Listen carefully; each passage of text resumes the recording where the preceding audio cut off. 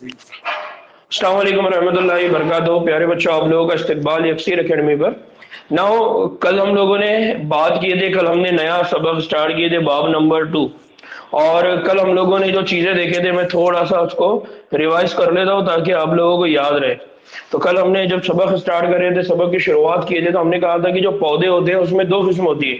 एक पौधे वो होते हैं जिनको हम कहते हैं फूलदार पौधे, एक वो होते हैं जो गैर फूलदार पौधे होते हैं। तो फूल असल में किसी भी पौधे का सेक्सुअल पार्ट कंसिडर किया जाता है, या ये तस्वुर किया जाता है कि अगर कहीं पर फूल लग रहा है इसका मतलब अब वो तौलीद के अमल के लिए क्या हो चुका है, मैच्योर हो चुका है, पुख्ता हो चुका है। अब उससे उसकी आगे की नई जनरेशन बनेगी, ये तस्वुर किया जाता है। उसको हम कहते हैं फूलदार पौधों के, और वो कंडीशन होती है जिसमें हम उसको कहते हैं मैच्योर या पुख्ता।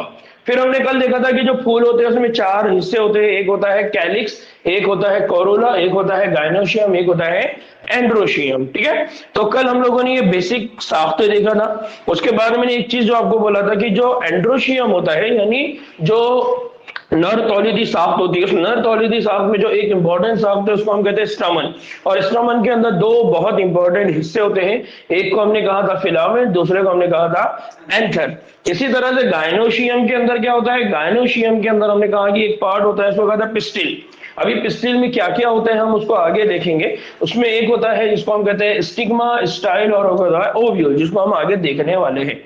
तो कल हमने ये दो पार्ट्स की बात किए थे। फिर उसके बाद हमने कहा था कि जो एंथर होता है, इस एंथर को अगर आप देखते हैं तो इस पूरे स्टमन का ये जो पार्ट है एंथर, इसके अंदर क्या होता है, इस एंथर के अंदर फिलामेंट होता है जो बहुत लंबा होता है, सतवा होता है। दूसरा हमने कहा था कि एंथर कैसा होता है, तो हमने एंथर के मामले में कहा था कि वो कैसा होता है, दो गोशी साख्त होती है, और इसकी जो वॉल होती है उसको हम कहते हैं थीका, और वो दो होती है इसलिए हमने उसको कहा था डायथीका। फिर हमने कहा कि ये जो हिस्सा होता है ये कहां पर अटैच होता है, तो वो जो आखिरी हिस्सा जहां पर ये अटैच होता है वो हिस्सा होता है थैलामस। और उस थैलामस के पास से क्या निकलती है, पेटल्स निकली हुई होती है।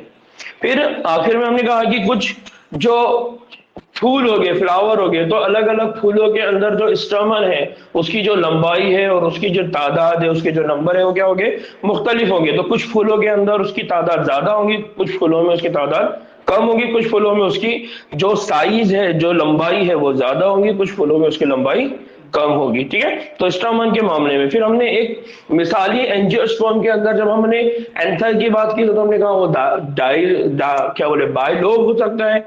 फिर उसके बाद थीका होगी, थीका दो होगी जिसको हमने डायथीकस कहा। फिर हमने कहा कि उसके अंदर एक अमूदी खांचा होता है, यानी सर से लेकर पैर तक, यानी पहले सिरे से आखिरी सिरे तक अमूदी एक खांचा होता है। फिर हमने कहा कि अगर जो एंथर होता है उसको अगर अर्जी तरह से अगर काटा जाए, जमीन की सतह से काटा जाए, तो उसके अंदर हमको दो कोशी जो कैफियत है उसके अंदर चार कोने दिखेंगे जिसको हमने कहा था टेट्रागोनल स्टेज। और उन टेट्रागोनल स्टेज के अंदर कौन होते हैं, माइक्रोस्पोरेंजिया। ठीक है, और फिर उन माइक्रोस्पोरेंजिया के ऊपर हमने कहा कि बहुत सारे माइक्रोस्पोरेंजिया वहां पर होते हैं। और फिर माइक्रोस्पोरेंजिया मजीद नमू पाकर क्या बनाते हैं, पोलन सैग बनाते हैं, जो आगे चल के क्या बनाएंगे, पोलन ग्रेन बनाएंगे, जिनको हम क्या कहते थे, जरदाने। फिर हमने कहा कि जो माइक्रोस्पोरेंजिया होता है तो वो कैसा होता है, तो हमने कहा कि जो एक माइक्रोस्पोरेंजिया होता है उसमें चार लेयर्स होती है, चार तय होते हैं, चार गिलाफ होते हैं। तो एक को हमने कहा था एपिडर्मिस, दूसरे को कहा था इंडोथीशियम, तीसरे को कहा था मिडल लेयर, और जो चौथा होता है उसको हमने कहा था टेपेडम। हमने कहा कि ये जो पहली तीन है ये हिफाजत करने का काम करती है, प्रोटेक्शन करने का काम करती है, और जो टेपेडम होती है ये क्या करती है, ग़िज़ा पहुंचाने का काम करती है। किसको ग़िज़ा पहुंचाएगी, तो जो पोलन ग्रेन है, जो जर दाने हैं, उनको ग़िज़ा पहुंचाने का काम कौन करता है, टेपेडम। तो यहां तक हम लोगों ने कल पढ़ा था। अब इसके आगे जो है वो आज हम पढ़ने वाले हैं, वो है माइक्रोस्पोरोजेनेसिस। क्या है वो, माइक्रोस्पोरोजेनेसिस। तो अब माइक्रोस्पोरोजेनेसिस का अमल होता क्या है, ठीक है। आमतौर पे स्पोरोजेनेसिस, देखिए यहां पर एक दो लफ्ज है, एक है माइक्रोस्पोरो और दूसरा है जेनेसिस। जेनेसिस को उर्दू में क्या बोलते हैं,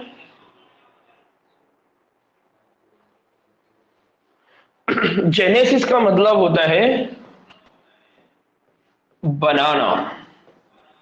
किसी भी चीज को जब आप बनाते हैं ना तो उस अमल को क्या कहते हैं, बनाना, यानी बनाने के अमल को।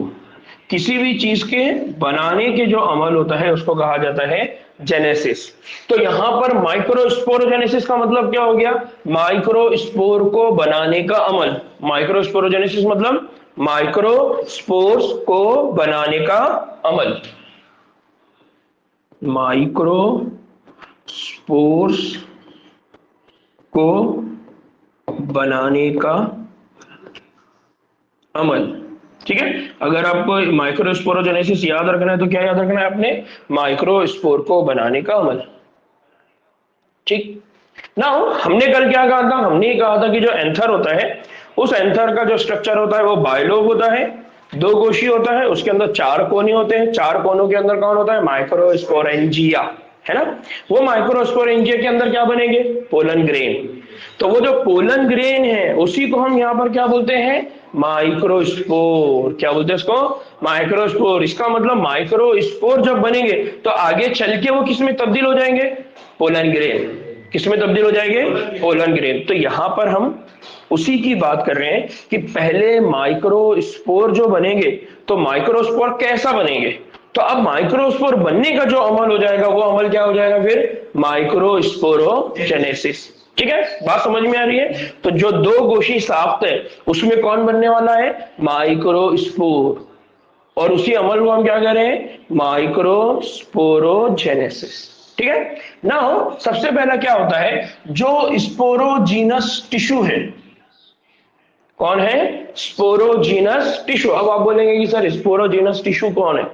तो स्पोरोजीनस टिश्यू का मतलब ये है कि ये जो आपको सेल दिखाई दे रहा है ना पीछे, ये पूरे सेल, कल हमने कहा था ना ये इसके अंदर क्या होती है? चार लेयर होती है। चार लेयर में से जो टैपेटम है, टैपेटम के बाद वाली जो तह है वो कौन हो गया? Sporogenous tissue. ये स्पोरोजेनस टिश्यू का हर खलिया, स्पोरोजेनस टिश्यू का हर खलिया, अब यहां पर खलिए को उन्होंने उर्दू में क्या लिख दिया है? सेल। ठीक है, तो सेल को हम उर्दू में क्या बोलते हैं? खलिया। नाउ स्पोरोजेनस टिश्यू का हर खलिया एक माइक्रोस्पोर टेट्राड बनाने के क्या होता है? काबिल होता है। इसका मतलब ये जो हमने पीछे साग देखे थे, ये जो चार हमने टेट्रागोनल स्ट्रक्चर देखा था और उसमें जो चार स्ट्रक्चर हमने बताए, हमने कहा कि जो माइक्रोस्पोर जीनिया होता है उसके अंदर चार तह होती है। चार तह के बाद जो अंदर वाली तह थी वो किसकी तह थी? Sporogenous tissue. और उस स्पोरोजीनस टिश्यू का हर खलिया आगे चलकर हमको क्या देगा? माइक्रोस्पोर। क्या देगा? माइक्रोस्पोर। और वो माइक्रोस्पोर कितने बनाएगा? टेट्राड। टेट्राड मतलब 4। ठीक है ना।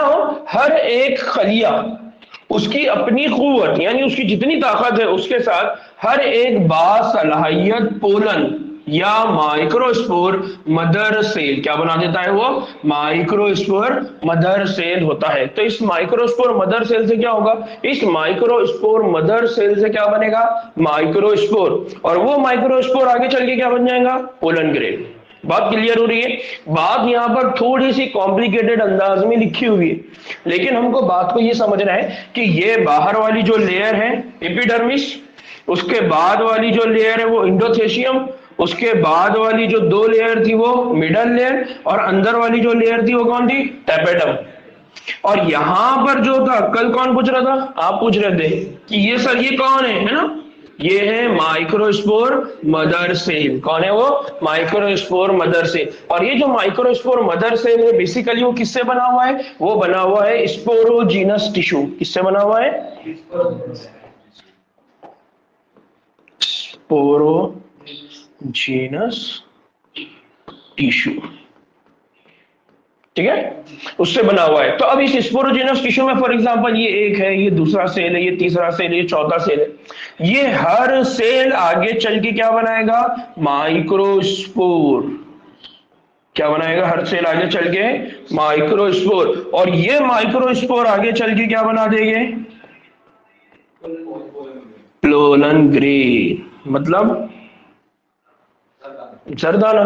ठीक है, बात समझ में आई है? तो ये जो दिख रहा है आपको ये पोलन, यानी ये जो साफ्त है ये साफ्त किसकी है? एंथर की। और इस एंथर के अंदर इतने सारे कौन है? Pollen grains. और ये सारे के सारे पोलन ग्रेन किससे बन रहे हैं?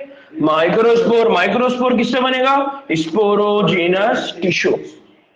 बात समझ में आई? अब इन स्पोरोजिनस टिश्यू को हम क्या बोल रहे हैं? Microspore mother cell. क्यों मदर सेल बोल रहे हैं? माँ, और माँ हमेशा क्या देंगी? बच्चा। इसलिए उससे सेल बनते हैं, इसलिए उस सेल को क्या बोल दिया गया है? Microspore mother cell. इसका मतलब जो सेल माइक्रोस्पोर बनाएगा वो सेल क्या बन जाएगा? Microspore mother cell. क्या बन जाएगा? Microspore mother cell. याद रहेगा? तो वो बन गया पोलन मदर सेल, टीएमसी। तो कल आप इसी की बात कर रहे थे, ठीक है?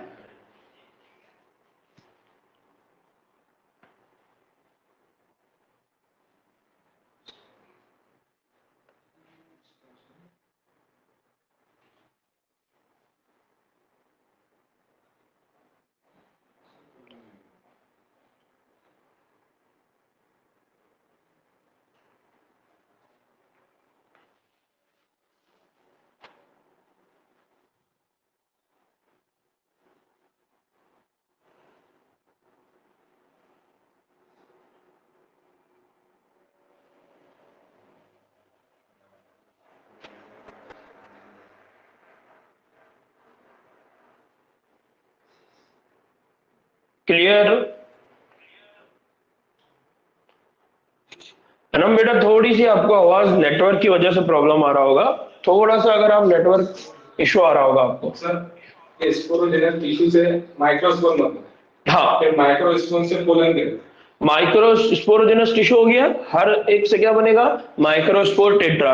वो माइक्रोस्पोर टेट्रा क्या बनाएगा? तो ये माइक्रोस्पोर टेट्रा यानी हर एक जो माइक्रोस्पोर टेट्रा सेल है यानी स्पोरोजेनस टिश्यू का, वो क्या बनाना शुरू करेगा? पोलन या माइक्रोस्पोर मदर सेल। तो ये इस तरह का प्रोसेस होगा, लास्ट में उससे आगे चल के क्या बन जाएगा? फिर पोलन बन जाएगा। ठीक ना? हो अब यहां पर एक बहुत इंपॉर्टेंट चीज को याद रखना है, वो क्या है कि यहां पर जब ये माइक्रोस्पोरोजेनेसिस का अमल होता है यानी माइक्रोस्पोर बनने का जो अमल होता है, इस अमल की जो शुरुआत होती है उसमें होता है मियोसिस। क्या होता है उसमें? मियोसिस। मियोसिस क्या होता है? तो मियोसिस अगर 11वीं जमात का एक सबक है जिसको कहा जाता है सेल डिवीजन। क्या कहा जाता है? Cell division. सेल डिवीजन का मतलब क्या होता है? खलवी तकसीम। ये बहुत इंपॉर्टेंट सबक है, बहुत अहम सबक है, इसको पढ़ना बहुत जरूरी है। अब इस मियोसिस के अंदर क्या होता है? इस मियोसिस के इस प्रोसेस के अंदर ये होता है कि इसको उर्दू में हम कहते हैं तखफीफी तकसीम। क्या कहते हैं हम इसको? तखफीफी तकसीम। तखफीफ करना मतलब एक तो होता है छुपाना, दूसरा कम करना। किसी भी चीज को क्या करना? कम करना। तो मियोसिस की वजह से क्या होता है? मियोसिस के अमल की वजह से होता यह है कि जो डिप्लॉइड सेल होता है वो कन्वर्ट होता है हैप्लॉइड सेल में। जो डिप्लॉइड सेल है वो किस में कन्वर्ट होता है? हैप्लॉइड। अभी डिप्लॉइड और हैप्लॉइड कंसेप्ट क्या है? ये बहुत इंपॉर्टेंट कंसेप्ट है, इसको मैं आगे आपके सामने एक्सप्लेन करूंगा। बस इतनी याद रखिए कि मियोसिस का अमल है जिसको क्या कहा जाता है? तखफीफी तकसीम। इस तखफीफी तकसीम के अंदर क्या होता है? जो डिप्लॉइड सेल होते हैं वो किस में कन्वर्ट होते हैं? Haploid cell. डिप्लॉइड और हैप्लॉइड का ये कंसेप्ट है, इसको मैं आगे आपके सामने और अच्छे से एक्सप्लेन करूंगा। बट अभी इतना समझ लीजिए कि जब मियोसिस होता है तो मियोसिस के जरिए एक पोलन मदर सेल, यानी ये जो मदर सेल बन रहा था ना, ये एक पोलन मदर सेल, ये मियोसिस के जरिए एक पोलन मदर सेल से माइक्रोस्पोर की क्या होती है? तश्कील होती है। तश्कील होना मतलब बनना। तश्कील होना मतलब बनना। तो तश्कील का ये जो अमल है इसको कहा जाता है माइक्रोस्पोरोजेनेसिस। यानी जो बात मैंने पहले बनाया, जेनेसिस मतलब बनने का अमल। इसी बनने के अमल को यानी माइक्रोस्पोरोजेनेसिस का मतलब क्या है? जब मियोसिस होगा, मियोसिस के जरिए एक पोलन मदर सेल माइक्रोस्पोर में तब्दील होगा, तब उस अमल को क्या कहा जाएगा? माइक्रोस्पोरोजेनेसिस। अब बात को समझिए, स्पोरोजेनस टिश्यू है, इन स्पोरोजेनस टिश्यू में से कुछ सेल क्या बन जाएंगे? माइक्रोस्पोर मदर सेल, और आगे चल के वो क्या करेंगे? उनसे बनेंगे पोलन ग्रेन, यानी उनसे क्या बन जाएगा? माइक्रोस्पोर। और ये माइक्रोस्पोर बनने की वजह से इस अमल का नाम क्या बन गया? माइक्रोस्पोरोजेनेसिस। ठीक है। अब ये माइक्रोस्पोरोजेनेसिस का जो प्रोसेस है जिसमें हम ये कह रहे हैं कि मदर सेल से माइक्रोस्पोर बनेंगे, तो जो मदर सेल है यानी जिसको हम पीएमसी कह रहे हैं मदर सेल, ये मदर सेल कैसा होता है, डाइप्लॉइड। और जो माइक्रोस्पोर होता है वो कैसा होता है, हैप्लॉइड। माइक्रोस्पोर कैसा होता है, हैप्लॉइड। इसीलिए डाइप्लॉइड का मतलब क्या होता है, इस बात को समझ लीजिए। डाइप्लॉइड का मतलब क्या होता है, ये जो सेल है इसके पास दो कॉपी होती है। कितनी कॉपी होती है, दो कॉपी। और इसके पास सिर्फ होती है एक कॉपी। अब ये कॉपी किसकी है, तो ये कॉपी है डीएनए। किसकी कॉपी है, डीएनए, या हम कहते हैं उसको क्रोमोसोम। क्या कहते हैं हम उसको, क्रोमोसोम। तो आमतौर पे हमारे पास जितने भी खलिए होते हैं, जितने भी सेल होते हैं बॉडी बनाने वाले, जिस्म के आज़ा बनाने वाले, वो सारे खलिए हमेशा उनकी कंडीशन क्या होगी, डिप्लॉइड। डिप्लॉइड का मतलब क्या है, उनके पास कितनी कॉपी होगी, दो कॉपी। किसकी होगी, क्रोमोसोम, डीएनए। लेकिन जब उनसे क्या बनते हैं, पोलन ग्रेन, या उनसे गैमेट्स बनेंगे। क्या बनेंगे उनसे, गैमेट्स, या उनसे बनेंगे जिनसी खलिए। क्या बनेंगे, जिनसी खलिए। तो जिनसी खलियों के पास हमेशा क्या होती है, एक कॉपी। और अगर एक कॉपी है तो उसको क्या बोलते हैं हम, हैप्लॉइड। क्या बोलते हैं उसको, हैप्लॉइड। तो एक कंडीशन होती है डिप्लॉइड, दूसरी कंडीशन होती है हैप्लॉइड।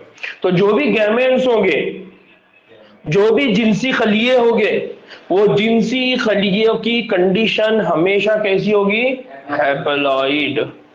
और हमारे बाकी जिस्म के जितने भी खलिए होंगे उनकी कंडीशन कैसी होगी, डिप्लॉइड। याद रहेगा। तो यहां पर क्या हो गया, यहां पर मियोसिस का अमल हुआ, और उस मियोसिस की वजह से जो पोलन मदर सेल है वो किसमें तब्दील हो गया, माइक्रोस्पोर। पोलन मदर सेल की कंडीशन कैसी थी, डिप्लॉइड। माइक्रोस्पोर की कंडीशन कैसी है, डिप्लॉइड। बात समझ में आई। अब इस बात को आपने याद रखना है, ये जो माइक्रोस्पोर है, ये जो पोलन ग्रेन आगे देगा, ये हैप्लॉइड होता है। अब इस हैप्लॉइड से आगे क्या होता है, इसको मैं आपको आगे पूछूंगा जब इसको मैं एक्सप्लेन करूंगा कि किस तरह से एक पौधा बनता है। तो उस पौधे के बनने के टाइम पर जब मेल और फीमेल के बीच में इंटरेक्शन होगा, तो मेल के पास से आएगा हैप्लॉइड, फीमेल के पास से आएगा हैप्लॉइड। हैप्लॉइड हैप्लॉइड आ गए तो डिप्लॉइड हो गया। तो जो जनरेशन होती है हमेशा बच्चों में कंडीशन क्या होगी, डिप्लॉइड। इस तरह से, ठीक है। तो इसको हम आगे और अच्छे से समझेंगे। इधर समझ में आ रहा है ऑनलाइन वालों, अक्सा, साजिदा, अलविया, नोमान, ठीक। नाउ एक और बात जिसको और अच्छे से समझ लीजिए कि हमारे पास, हमने कहा कि क्या होता है, हमने कहा कि जो पोलन मदर सेल होती है, उस पोलन मदर सेल से आगे चल के क्या बनता है, माइक्रोस्पोर बनता है। उस प्रोसेस को हम कहते हैं माइक्रोस्पोरोजेनेसिस। फिर जैसे ही माइक्रोस्पोर्स की तश्कील होती है या माइक्रोस्पोर बन जाते हैं, तो वो 4 सेल के गुच्छे, यानी वो क्या बना देगा, टेट्राड। 4 सेल का गुच्छे का मतलब क्या है, टेट्राड। क्या बना देगा वो, टेट्राड बना देगा, यानी 4 सेल का गुच्छा बना देगा, यानी वो बना देगा माइक्रोस्पोर टेट्राड। क्या बना देगा वो, माइक्रोस्पोर टेट्राड। तो कभी भी जो माइक्रोस्पोर होंगे वो अकेले रहेंगे क्या, नहीं, वो हमेशा क्या रहेंगे, चार दोस्त के ऐसा। तो वो जो 4 दोस्त है उनका नाम क्या हो गया, माइक्रोस्पोर टेट्राड। फिर क्या होगा, जैसे ही एंथर पुख्ता होगा मतलब मैच्योर हो जाएगा, पक जाएगा, तैयार हो जाएगा, तो पुख्ता होकर वो क्या करेगा, सूख जाएगा।